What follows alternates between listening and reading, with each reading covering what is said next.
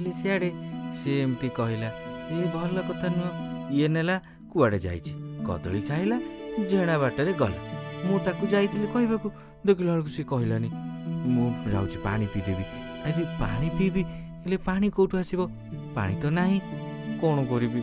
ନାଇଁ ଥାଉ, ମୁଁ ଯାଉଛି ପଳେଇବି, ସେଠି ଯାଇକି ପାଣି ପିଇବି। ହଁ, ପାଣି ପିଇବି, ପାଣି ପିଇବି, ପାଣି ପିଇବି, ମୁଁ ପାଣି ପିଇବି। ହଁ ହେଲେ ହଁ, ହଉ ଚାଲ ଦେଖିବା ପାଖରେ କେଉଁଠି ଅଛି ପାଣି। ନାଇଁ ନାଇଁ ନାଇଁ, ଥାଉ ଥାଉ ଥାଉ, ମୁଁ ପିଇବିନି ପିଇବିନି। ଇଏ ନେଲା ସିଆଡ଼େ ଗଲା, କୁଆଡ଼େ ଗଲା, କଦଳୀ ଖାଇଲା, ଝୋଲା ବାଟରେ ଝୋଲା ଗଲା। ବେଡ଼ା, ଏ ବେଡ଼ା, ଇଆଡ଼େ ଟିକେ ଆସିଲୁ। ତୁ କିଛି ଖାଇଛୁ ନା ନାହିଁ? ହଉନି, ତୋ ପାଇଁ ଏଇ ପିଠା ରଖିଥିଲି, ଖାଇଦବୁ।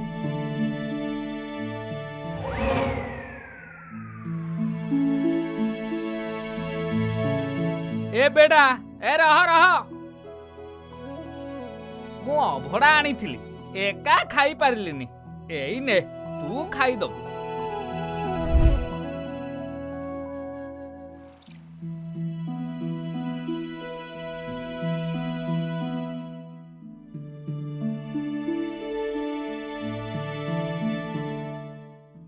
ଜଗା, ବେଡ଼ା ଏଣୁ ତେଣୁ କ'ଣ ସବୁ ଗପେ?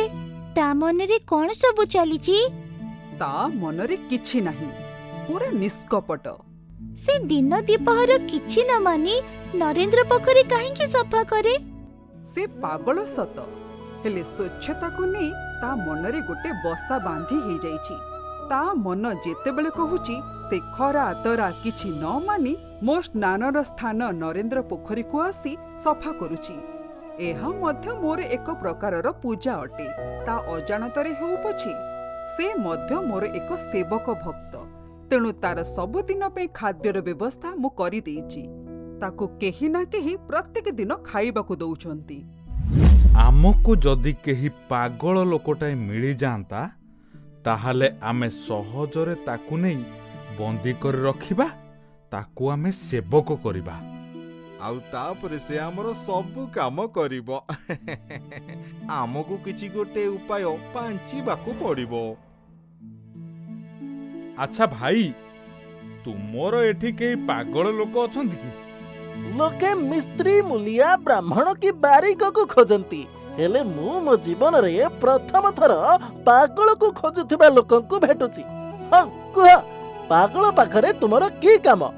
ସେ କଥା କ'ଣ କି ଭାଇ, ଆମେ ପାଗଳ ଆଶ୍ରମରୁ ଆସିଛୁ। ସେଠି ଆମେ ବାରବୁଲା ପାଗଳମାନଙ୍କୁ ରଖି ଖାଇବା ପିଇବା ଦେଉ ଏବଂ ସେମାନଙ୍କର ସେବା ସୁତରା ମଧ୍ୟ କରୁଥାଉ। ଖୁବ୍ ଭଲ କଥା, ହେଲେ ଆମେମାନେ ଏବେ ରାଜ କାର୍ଯ୍ୟରେ କର୍ତ୍ତବ୍ୟରତ। ଆମେ ନିଜ କାମ ଛାଡ଼ି ତୁମକୁ ପାଗଳ ଖୋଜିବାରେ ସହାୟତା କଲେ ଆମକୁ କ'ଣ ମିଳିବ? ମୁଦ୍ରା ମିଳିବ।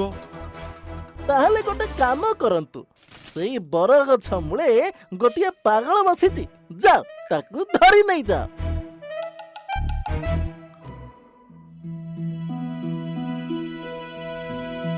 ଆରେ ବାବୁ, ନେ ଆମ୍ବ ଖାଇବୁ। ଆଉ ଖାଇବୁ? ତାହେଲେ ଚାଲ ଆମ ସାଙ୍ଗରେ, ଆମ ଘରେ ବହୁତ ଆମ୍ବ ଅଛି, ମନ ଇଚ୍ଛା ଯେତେ ପାଇବ ସେତେ ଖାଇବ। ତୁମେ ମାନେ ତାଙ୍କୁ କୁଆଡେ ନେଇକି ଯାଉଛ? ଆମେ ମାନେ ପାଗଳ ଆଶ୍ରମରୁ ଆସିଥିଲୁ, ତାକୁ ନେଇ ସେଇଠି ରଖିବୁ, ଖୁଆଇ ପିଆଇ ସେବା ଶୁଶ୍ରୂଷା କରିବୁ। ତାହେଲେ ଭଲ ହେଲା, ଏବେ ଆଉ ସେ ଖରା ତରରେ ଏଣେ ତେଣେ ବୁଲିବେନି।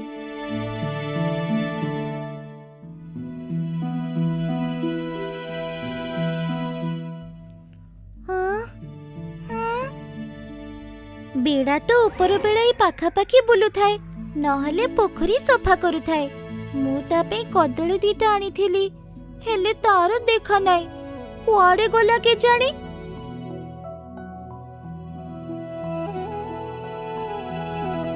ଆରେ ବଳରାମ, କାହାକୁ ଇଆଡେ ସିଆଡେ ଚାହିଁକି ଖୋଜୁଛୁ?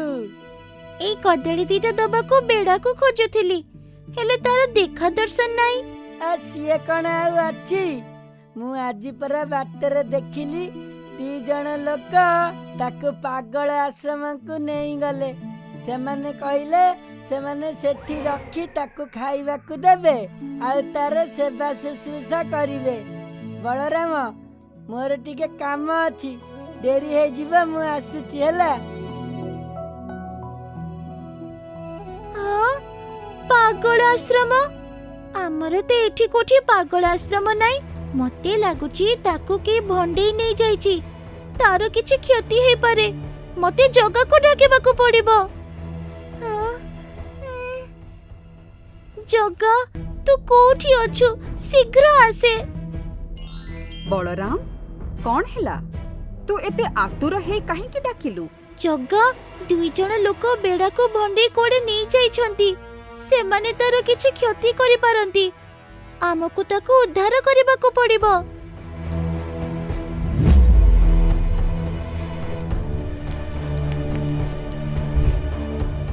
ବେଡା କୋଉଠି ଅଛି ଜଗା? ଆମ ପାଖରେ ଅଳ୍ପ ସମୟ ଅଛି। ମୁଁ ଯାହା କହୁଛି ଶୁଣ।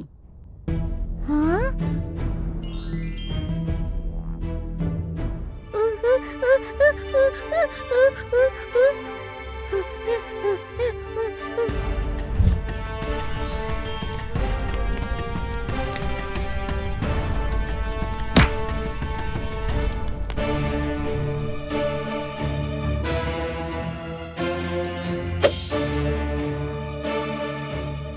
ଜଗା, କାଲି ଯଦି ତୁ ନଥାନ୍ତୁ ତାହେଲେ ବେଡାକୁ ସେ ଗୁଣିଆ 2 ଜଣ କଣ କରିଦେଇଥାନ୍ତେ ଯେ?